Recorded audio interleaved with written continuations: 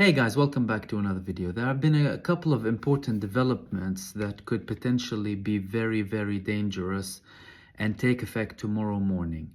The humanitarian pause that was initially for 4 days and was extended by a further 2 additional days between the Palestinians and Israel will end tomorrow at 7 a.m. Jerusalem time. This morning, the Israeli War Cabinet met and they have failed to reach an all-out decision to continue the temporary ceasefire with Gaza. So no official decision has been reached to continue the temporary ceasefire. In the meantime, mediators in Qatar also did not confirm there will be a continuation of the ceasefire tomorrow. The Palestinian fighters, they announced that they told all of their groups to be prepared and in full combat mode, ready for tomorrow. What does this mean? A couple of things. Firstly, before I get to what that means, tonight we're expected to see more prisoner exchanges between Israel and the Palestinians. A couple were released, a few are due to be released. The Palestinians offered Israel 10 more hostages to be released tomorrow in return to continue the temporary ceasefire and for Israel to release an additional number of 30 Palestinians, which is in accordance to the initial agreement that one Israeli, per 3 Palestinians will be released. Israel did not agree to this. 7 of these were alive. 3, the Palestinians said that they died due to Israeli strikes during the war in Gaza. If you remember correctly, the Palestinians announced that over 50 Israeli hostages were killed due to Israeli bombardments during the several weeks of intense bombings of Gaza. So Israel did not agree to this, and they said we're going to go ahead with, they're basically announcing that we're going to restart the war tomorrow. Negotiations are still taking place tonight. So Antony Blinken is in Israel. However, he also did not release a statement confirming that there will be a continuation to the ceasefire. Behind all of this are, like I said initially, intense diplomatic pressure to continue the ceasefire from Egypt, Qatar, and other parties involved.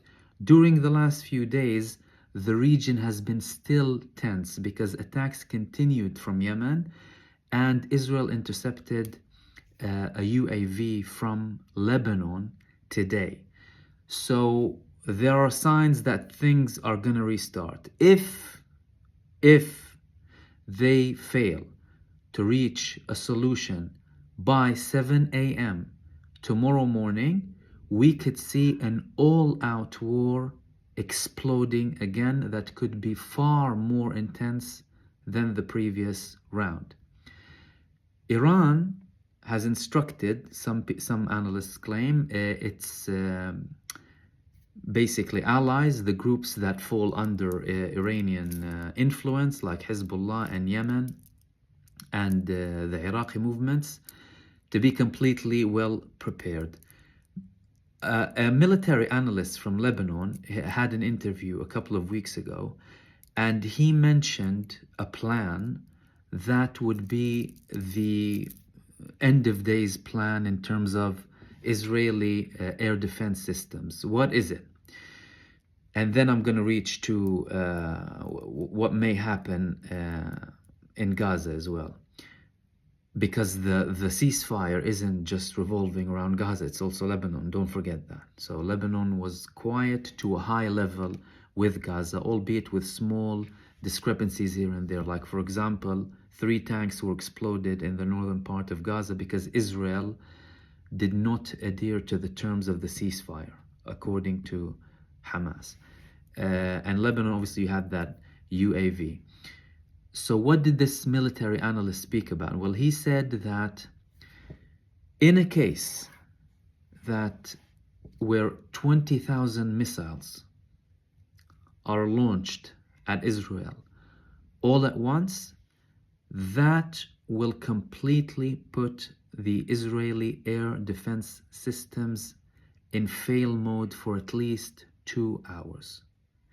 So Israel can have a barrage of rockets, and we've seen the air defense systems fail several times during the war in Gaza. Many of them fell in Israel, but obviously there was a lot of censorship surrounding that. People could not report these things, but multiple videos came up from people within Israel showing Iron Dome rockets falling down, one of them in a hospital, one of them in a neighborhood, and Israel had to use its other defense systems like Hetz and Kela David that are generally used for ballistic missiles, and each missile used in these air defense systems costs up to $1 million.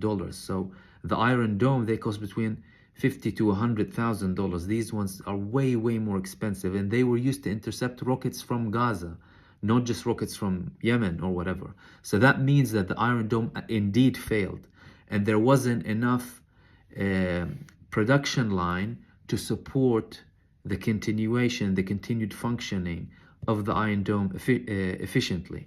So if 20,000 rockets are launched at Israel tomorrow or in any other stage, that would make the Israeli air defense systems fail for at least 2 hours, because that's the time required for them to refill the rockets, reactivate the air defense systems.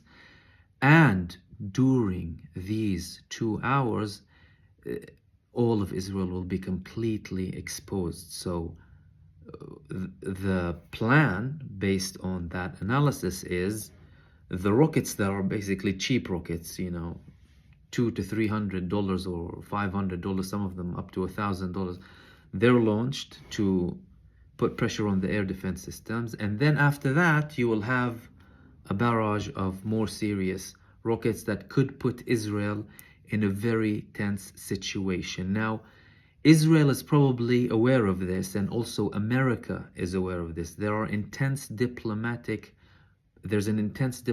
pressure from America to reach an all-out solution. The previous meeting that I spoke about in a previous video with the heads of the CIA, Mossad, Egyptian and Qatari intelligence services in Qatar, it was made to try and reach that solution. Now, is Israel doing this to drag the negotiation and put pressure as much as possible? That proved to not work previously, with Hamas particularly. But they may be trying to drag things as much as possible to try and tell them, look, if we don't reach a solution, look what happened before, we're going to do it again. However, Israel is in a much weaker position than it was in the beginning of the war. The international support for what's happening and the public opinion has shifted massively against Israel's massacres, because everyone saw that they were targeting civilians, they were targeting civil infrastructure, they were punishing the population rather than actually targeting the Hamas. They killed 50 of their own hostages in Gaza so far. So many people in Israel as well are also against it. But at the same time, the Israeli PR machine inside of Israel is controlling the narrative so much and not allowing anyone to kind of oppose the mainstream, that many people are pushing for even worse things. Like some people are saying, no, flatten Gaza altogether. You need to flatten the place completely. One government minister said it out loud and it was published, we'll nuke them. And he wasn't even fired, by the way. He was just warned. Some people say, oh, he wasn't fired. He was just warned. And they temporarily removed him from government meetings. This guy said, basically admitted that Israel has nuclear weapon, and he advised to use them against Gaza. Imagine that. So all of this is happening this evening. If there won't be a solution by 7 a.m. tomorrow morning, we might see an all-out war explode all at once.